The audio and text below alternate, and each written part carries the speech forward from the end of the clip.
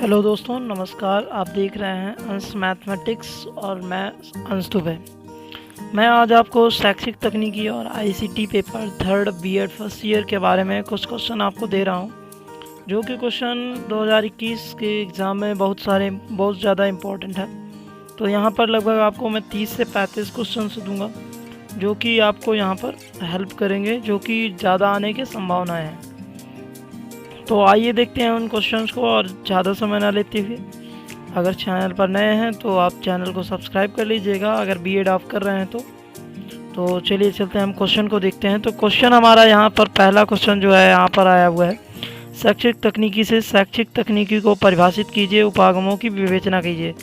तो मैं सबसे ज़्यादा प्रेफर करूँगा आपको कि आप अवश्य सीरीज ना ले करके, आपके पास अगर बुक है तो बुक से या फिर किसी अन्य सहायता से आप उसको अच्छे से रिवाइज़ कीजिए, या फिर गूगल हो सकता है, या फिर आपके पास बहुत सारे तरीके हैं आपको पढ़ने के, तो उसी तरीके से आप उसको विस्तृत अध्ययन करके जाइए। अगर आपको 80 to 85% से अधिक अचीव करना है, तो अगर नहीं करना है, जैसे पास होना है, तो सीरीज़ काफ़ी है।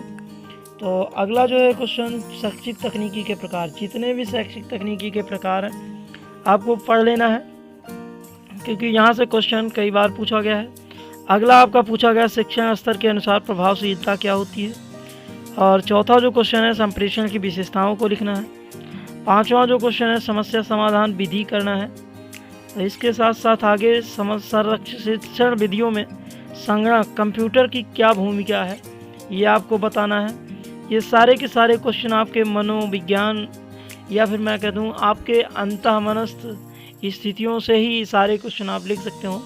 इन्हें ज़्यादा कहीं से पढ़ने की ज़रूरत नहीं है बस, लेकिन कुछ ऐसे वर्ड हैं जिनका मीनिंग हमें पता होना चाहिए। तो इसके लिए मैं प्रेफर करूँगा कि आपके पास अगर बुक है तो बुक से पढ़ लीजिएगा, अगर नहीं है तो आप गूगल कर लीजिएगा, और साथ साथ में अवश्य सीरीज का हेल्प ले सकते हैं। अवश्य सीरीज मैं इसलिए प्रेफर नहीं कर रहा हूँ क्योंकि यहाँ से 80% इसमें मैटर बहुत कम है, तो आप मैटर लिखने पर ज़्यादा विशेष नहीं ध्यान दे पाओगे। तो मैटर किस तरीके से लिखना है वो मैं अगले वीडियोस में डिस्कस करने के लिए लेकर के आ रहा हूँ। आज शाम को ही मैं अपलोड करूँगा कि किस तरीके से आपको पेपर में जा कर के लिखना है, कितने समय का मैनेजमेंट करना है, किस तरीके से आप अच्छा कर पाओगे। अगला आपका 7वां क्वेश्चन है, आईसीटी के घटक लिखना है, मतलब कम्युनिकेशन स्किल के जो भी हैं, जितने भी कम्युनिकेशन स्किल्स हैं आपको उन सबको पढ़ लेना है, और वो किस किस पर कंपोनेंट उसके क्या हैं, किस किस पर निर्भर करता है, वो सब आपको पढ़ना है। सिर्फ आपको पढ़ना ही है, लिखने का प्रयोग आप लोग अभी कर चुके हो, और आपके पास 2 दिन बचे हैं। तो सिर्फ मैं यही प्रेफर करूँगा कि आप बुक को एक बार फिर से उठाइए और उसको पढ़ते जाइए। उसके बाद जो जो इम्पोर्टेंट वर्ड लगे या फिर टॉपिक लगे उसको आप स्केच कर लो, जैसे कहते हैं अंडरलाइन कर लो, और अंडरलाइन करने के बाद आप उसको दोबारा से जिस दिन आपका पेपर हो उस दिन आप पढ़ लीजिएगा। तो इससे आपका क्या होगा, इससे आप 2 बार रिवाइज कर लोगे और आप अच्छा करके आओगे वहाँ पर। इतना नहीं है कि आप अगर साल भर से नहीं पढ़े हो 2 दिन में पढ़ के कर ले जाओगे, लेकिन मैं कह रहा हूँ कि 80% तक चांस है कि आप अचीव कर ले जाओगे मेरे कहने के अनुसार। अगला आपका 8वां क्वेश्चन है, आईसीटी के उचित अनुप्रयोग निर्गत के लिए प्रमुख शर्तें क्या क्या हैं। उसके बाद है, शैक्षिक संस्थान में कंप्यूटर और इंटरनेट की उपयोगिता क्या है। और उसका अगला 10वां क्वेश्चन है, कौशल की संप्राप्ति में आधुनिक तकनीकी का क्या महत्व है। अगला है, शिक्षण एक जटिल प्रक्रिया है, किस प्रकार ये जटिल प्रक्रिया है आपको बताना है। आपका 12वां क्वेश्चन है, शिक्षण अधिगम में प्रक्रिया के शिक्षण के प्रतिमान बताना है। सर्वोत्तम शिक्षण का कौन सा प्रतिमान होता है, उस पर आपको तर्क भी देना है। तो चलिए, यहाँ पर आपके सारे क्वेश्चन हमें लगता है यहाँ पर 10, 11, 12 क्वेश्चन हो चुके हैं। अगला हम देखते हैं, अगला पीडीएफ हमारा। तो अगला हमारा टॉपिक में क्या है, आपको बताना है ई अधिगम को मिश्रित अधिगम की उपयोगिता बताना है। शिक्षण की आधुनिक पद्धतियों को आपको बताना है, 2019 और 18 में आया है क्वेश्चन। अगला है, व्यवहार तकनीकी से आप क्या समझते हैं, व्यवहार तकनीकी के मूल तत्व कितने कौन कौन से हैं उनको लिखना है। इसके बाद आपका है, शिक्षण के बोध स्तर की व्याख्या करनी है। और उसके बाद 17वां क्वेश्चन है आपका, मस्तिष्क विप्लव उद्दीलन और प्रोजेक्ट विधि आपको बताना है कि क्या होती है, किस तरीके की होती है।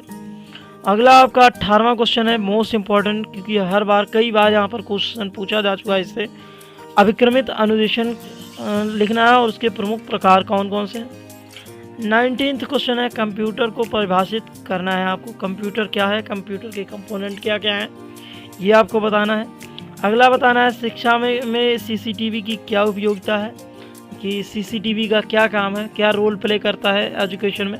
एज अ टीचर आप सीसीटीवी को क्यों प्रेफर करना चाहेंगे, ये आपको अपने मन से सोच करके आप लिखेंगे तो ज़्यादा सही होगा। आप इसके लिए थोड़ा अंतःमनस्थ स्थितियों को अच्छा करने के लिए बुक की सहायता ले सकते हैं। और बाकी मैं तो सारे टॉपिक करवा देता बट लेकिन अभी इतना समय नहीं है, मैं पर फिर भी मैं लाने का प्रयास करूंगा अगर आप लोग साथ देते रहे। अगला आपका क्वेश्चन है, शिक्षा में प्रोजेक्टर का क्या उपयोग है। और अगला इसके बाद में आपको प्रोजेक्टर के बारे में बताना है। प्रोजेक्टर कितने प्रकार का होता है, क्या क्या होता है, उसको किस तरीके से यूज कर सकते हैं, किस तरीके से उसका यूज करके शिक्षा प्रक्रिया को और अच्छा बेहतर बना सकते हैं। अगला दिया गया है स्मार्ट क्लास में आईसीटी के प्रभावी उपयोग के लिए शिक्षक को स्मार्ट होना चाहिए। इस क्यों होना चाहिए आपको इसको बताना है। आपको इस प्रकार से निबंध टाइप से लिखना है।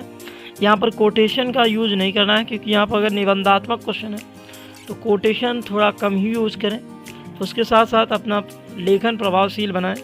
अगला है, कक्षा में सीजन में आपको आईसीटी की भूमिका भी लिखना है। 2017 में क्वेश्चन आया है। 23वां आपका क्वेश्चन है, शैक्षिक प्रौद्योगिकी और शिक्षा प्रौद्योगिकी में अंतर आपको बताना है। ये वाला क्वेश्चन आया है। और अगला लिखा गया है, कंप्यूटर सहायक अधिगम के लाभ अथवा दोष कितने हैं, मेरिट्स एंड डीमेरिट्स आपको बताना है। और यहाँ पर मैं अगला क्वेश्चन लेकर के आया हूँ आप लोगों के लिए। तो 25वां क्वेश्चन है आपका, कठोर एवं कोमल शिल्प उपागम तकनीकी में अंतर लिखना है। और 26वां क्वेश्चन है, शिक्षक का आदर्श व्यवहार शिक्षक के रूप में अनुभव आपका किस तरीके से रहा। 27वां क्वेश्चन है, शिक्षण अधिगम और अनुदेशन में क्या अंतर है। 28वां क्वेश्चन है, शिक्षण के मनोवैज्ञानिक सिद्धांत क्या क्या हैं। 29वां क्वेश्चन है, शिक्षण के सूत्रों की उपयोगिता लिखनी है। और 20वां क्वेश्चन है, शिक्षण की विभिन्न अवस्थाओं में अंतर लिखना है। 31वां क्वेश्चन है, शिक्षण के स्तर और शिक्षण की एक स्तर की आपको व्याख्या करनी है। 32वां क्वेश्चन है, बुनियादी शिक्षण आपको बताना है। और 33वां क्वेश्चन जो है, केंद्रीय शैक्षिक प्रौद्योगिकी क्या है। आईसीटी में और में को हम एनसीईआरटी किस तरीके से वो देखता है, किस तरीके से उसका यूज करने के लिए कहता है, ये बात आपको लिखना है यहाँ पर। और शिक्षण के संप्रत्यय भी यहाँ पर आपको लिखना है। 34वां क्वेश्चन है। और 35वां क्वेश्चन है, शिक्षण की प्रकृति। मैंने इस सबको हेडिंग टाइप से लिख लिया है। सारे क्वेश्चन आप अनसॉल्व पेपर आपके पास है तो वहाँ से मिल सकते हैं। कुछ क्वेश्चन मैंने इस तरीके से सेटअप किया है कि जो बहुत पहले आते थे, जैसे मैं बता दूं 2014 और 15 में आ चुके हैं। तो हो सकता है आपको उन सब का न मिल पाया हो अनसॉल्व पेपर, लेकिन यहाँ पर हमारे पास 2014 से लेकर के 2020 तक का अनसॉल्व पेपर है और उसी से सारे क्वेश्चन हैं, यही रिपीटेड हैं और बार बार यहीं से पूछे जाएंगे।